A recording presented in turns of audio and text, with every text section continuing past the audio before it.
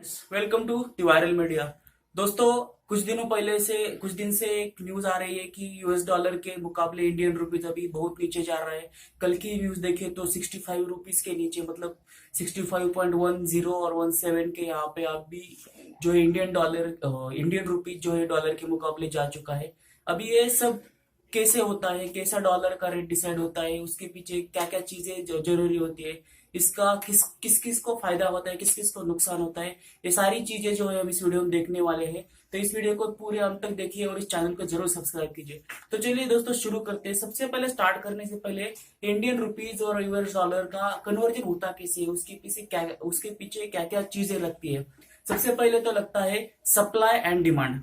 दोस्तों जी हाँ, अब इसका मतलब क्या है थोड़े आसानी से मैं आपको समझाता हूँ। सपोज दोस्तों देख लो कि दो शॉप्स है, एक इंडियन शॉप है और एक अमेरिकन शॉप है, और ये दोनों शॉप से आप सेम चीज खरीद रहे हो। लेकिन जब भी आप इंडियन शॉप में कुछ परचेस करने के लिए जाते हो तो आपके पास जो इंडियन रुपीज होते हैं, आप वहां से सीधा इंडियन रुपीज देके वो जो प्रोडक्ट है उसको परचेस कर सकते हो। लेकिन जब भी आप कोई यूएस शॉप में जाते हो तो आप सी वहां पे रुपीज दे नहीं सकते, क्योंकि उनका जो करेंसी है वो रुपीज में नहीं होता है, तो उनका करेंसी होता है डॉलर में। तो उससे पहले आपको क्या करना पड़ेगा कि जो भी आपके पास रुपीज है उसको एक्सचेंज करके बैंक में जाना, एक्सचेंज करने के लिए बैंक में जाना पड़ेगा। वहां से आपको इंडियन रुपीज को कन्वर्ट करके डॉलर में लाना पड़ेगा, और फिर जाके आप जो शॉप है यूएस का उसमें जाके आप परचेस कर सकते हो।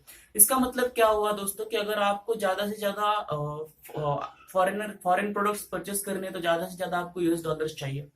तो उसकी वजह से जो यूएस डॉलर का जो भी सप्लाई डिमांड है वो बहुत बढ़ता जाएगा, और उस सप्लाई भी उसकी वजह से वो लाना पड़ेगा। अब ये सप्लाई और उसका जो एक्सचेंज कैसे बढ़ेगा, क्योंकि देखो दोस्तों, ना तो हमारे यहाँ पे आरबीआई यूएस डॉलर्स बनाता है, क्योंकि हमारे यहाँ पे जो नोट प्रिंट होते हैं वो रुपीज में होते हैं। तो इसीलिए हमको अगर इंडिया में यूएस डॉलर चाहिए तो क्या करना पड़ेगा, उसके लिए दो ही चीजें लगती है दोस्तों।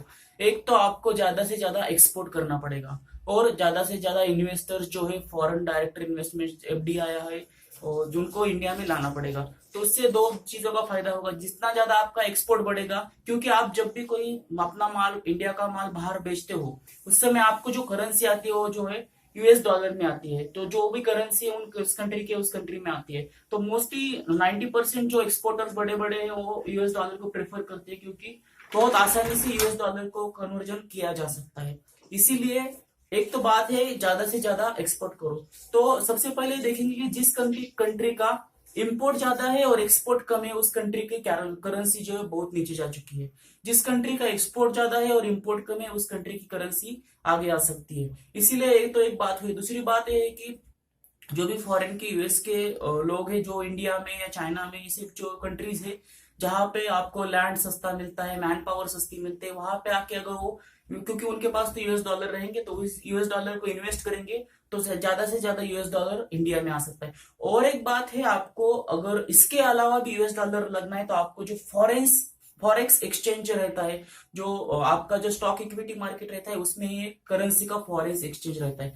वहां पे जाके आपको करेंसी चेंज करवा सकते हो। तो उस तरीके से आप वहां से अपने इंडियन रुपीज को डॉलर में कन्वर्ट कर सकते हो। लेकिन अभी इसका इम्पैक्ट कैसे होगा दोस्तों कि ना तो सिर्फ सप्लाई और डिमांड का यहाँ पे इश्यू है, और एक इश्यू यहाँ पे आ सकता है जो, क्योंकि हमारा जो है फिक्स्ड एक्सचेंज रेट नहीं है, फ्लोटिंग एक्सचेंज रेट है। फ्लोटिंग का मतलब होता है कि हमारा जो करेंसी है वो मार्केट के डिमांड पे और मार्केट बेसिस पे रहता है। उसका मतलब है कि हमारे इंडियन ग्रोथ कैसी है, हमारे यहाँ पे जो बैंक के रेट्स है वो कैसे होते हैं, हमारे पॉलिटिकल स्टेबिलिटी कैसी है, हमारे यहाँ बाकी जो फैसिलिटीज अवेलेबल कैसी है। तो इस सारी चीजें जो वहाँ पे कंसिडर होती है, तो इस सारी चीजों पे आपका यूएस डॉलर रहता है। तो अभी इसका फायदा किसको होगा और इसका जो है नुकसान किसको हो जाएगा। जो भी मॉर्गन स्टैनली के सीईओ है, उनका मैंने कुछ दिनों पहले इंटरव्यू देखा हुआ था।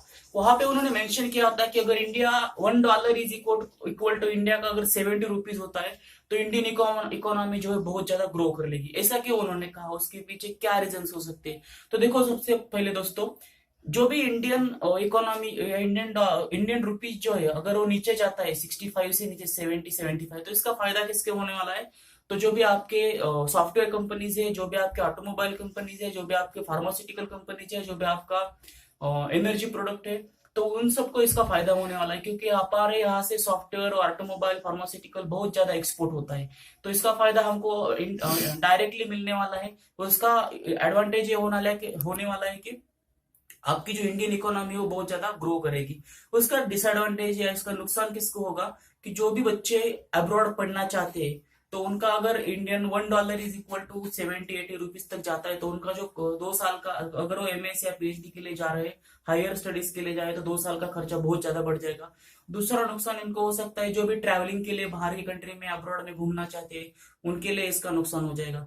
लेकिन बहुत सारे लोगों का कहना है कि जो 65 टू अगर 70 के बीच में रहता है तो इंडियन इकोनॉमी अच्छे से ग्रो करेगी। तो इसी तरीके से आपको भी अगर ज्यादा भी नहीं बढ़ना चाहिए, क्योंकि बाकी भी चीजें वहां पे देखनी होती है।